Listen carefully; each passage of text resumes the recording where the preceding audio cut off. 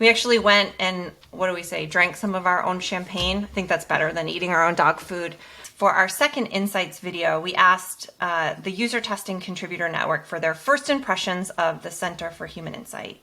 Let's listen to what they said. This website is valuable. Yeah, sure. For someone in my field, kind of makes me want to go and read through some more articles. There are some really helpful tips when it comes to, conducting a research. Anything that will make me improve, like advance my career, I think it would definitely any information will be valuable. So it'd be good if that could be applied or consistent throughout. Please rate your level of agreement with the following statement. The website is unique. I'll strongly disagree with that. It looks like a blog site. There are millions of blog sites out there. Please rate your level of agreement with the following statement. The website is valuable. Please explain your rating. So I'll put that about 4. I think that there is some good information inside of here from the couple things that I actually read. What additional suggestions, if any, do you have to improve the website? Needs 1. There needs to be an explainer of what Center for Human Insight is. The website is visually appealing. I'm going to say 3. Honestly, it felt like it was missing something more compelling on the homepage. I think most website users have an expectation on what they see in a hero section. And when you just get it just looks like a blog page from like an articles collection page that is a branch off of a different homepage. I didn't feel like I was on a homepage, and I didn't feel like there was quite enough to orient me as to what this site was or who it was by. Article repository or resource hub by user testing is unique in that user testing is such a esteemed company when it comes to user testing. So for them to have their own insights, I think that is quite unique. So the website is easy to use. Yeah, I strongly agree. I mean, there wasn't really much to actually, browse through anyway. But yeah, just for the short time that I had actually, my hands-on, the website was pretty easy to use and navigate. So the website is visually appealing. I would actually strongly disagree with that. I'm sure I've seen or come across various websites which are much more aesthetic and much more better looking and well designed. And this website just looks really bare bones and very basic. The website is visually appealing? No, not at all. When I first looked at, I thought was okay. It's still being built, so that's fine. But it's not something visually appealing. The website is unique. I don't know, maybe it's unique because of the content, but because of the design, it's totally not. The website is valuable. Yes, I can say that because the content that this website is planning to show and to bring for the users and the readers are something really valuable.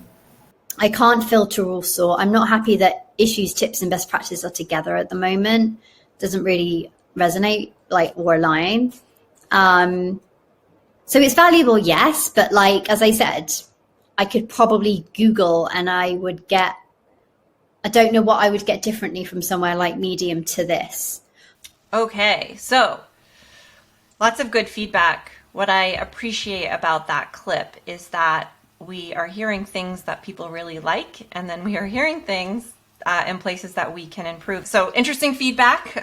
Sean, do you have any thoughts on the video? And I'd love to ask each of you, Michael and Mike, what your takeaways were as well. Yes, yeah. I love hearing this feedback. And by the way, I have to mention, this is one round of mini rounds of testing that we're conducting on the site as we go. We've taken very much kind of an open beta mindset to this, certainly leading with a content-first strategy. So I'm really encouraged to hear that people are finding unique value in our content, particularly in our kind of primary knowledge generation pieces. And we're definitely going to be doubling down there. Certainly from there's plenty of room for improvement, and it's when we get both the explicit feedback of what people need help with, certainly navigation and clarity and other items, and also certain implicit reactions. When we can watch these videos, you can see facial reactions as people are navigating the page. All of the above are super important signals to help us prioritize our work.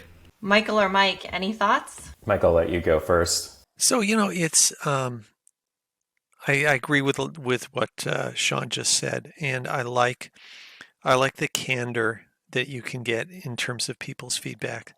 I don't like any time somebody doesn't like something that I've worked on, so there's an emotional piece of working through of just like, dang it, but at the same time, given that the site's still in beta, and given that we prioritized quality of content over presentation very, very deliberately, it's kind of like, okay, isn't this what I would expect to be hearing at this point in time? And that's okay. It's queuing up stuff that we knew we needed to do. So, to me, what I took away from it is I love how candid they are. And yep, they're keeping our feet to the fire on stuff that I was pretty sure we needed to work on. And it's nice to see that stuff validated. I do hope, we'll do more research 6 months from now. I hope that we will hear about a different set of issues that we need to be working on at that point, having nailed the ones that they were talking about there. And yes, totally agree. Like, we were very deliberate about making sure, like, let's get the content right, and we can work on the visual presentation later on. And that's what I've heard from a lot of that feedback is I heard a lot of people responding positively to the content, and maybe not so positively to the visual presentation. And I think that kind of like puts us right around where we expected to be at this stage. Yeah, it's funny. I described the experience because we were against a pretty tight timeline. We wanted to launch this as a beta for our customer conference. And I remember I was looking at the site the night before and kind of scanning through everything. And I always imagine myself, as a UX person saying, and if I was evaluating this thing saying, oh, we can't launch it until we fix X and Y and Z. But like, it was like I was in a totally different role at that point where it was almost like I was product owner, maybe for lack of a better term. But it was one of those things where like, yeah, we could iterate, but perfection can sometimes get in the way of just getting something out. So it was like this really interesting, like I felt a lot of empathy in that moment for people who are building experiences where they recognize that things might not be perfect, but are against timelines and the need to get something out the door. So that was like a kind of an out of body experience for me.